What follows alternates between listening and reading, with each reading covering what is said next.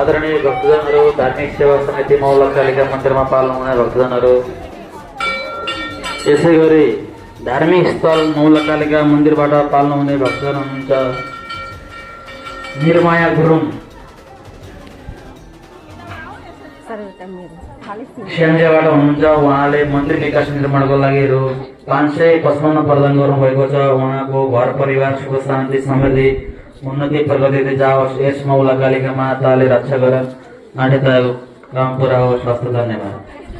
यसै गरी आदरणीय भक्तजन हुनुहुन्छ सोनुमाया गुरुङ गैंडाकोट 2बाट हुनुहुन्छ। उहाँले मन्दिर विकास निर्माणको लागि रु 555 प्रदान गर्नुभएको छ। उहाँका घर परिवार सुख शान्ति समृद्धि उन्नति प्रगति जाओस्, यस मौलकालिका माताले रक्षा गरन्, आँटेताको काम पुरा होस्। हस्त धन्यवाद।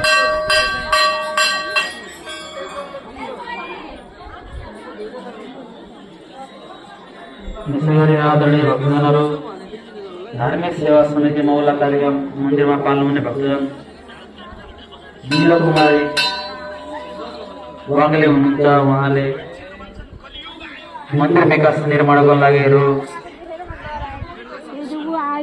455 प्रदान गर्नुभएको छ। उहाँका घर परिवार सुख शान्ति समृद्धि उन्नति प्रगति जाओस्, यस मौलकालिका माताले रक्षा गरन्, आँटेताको काम पुरा होस्। काठमाडौँदेखि हुनुहुन्छ निरुता, यस मौलकालिका माताले रक्षा गरन्, आँटेताको काम पुरा होस्। धन्यवाद।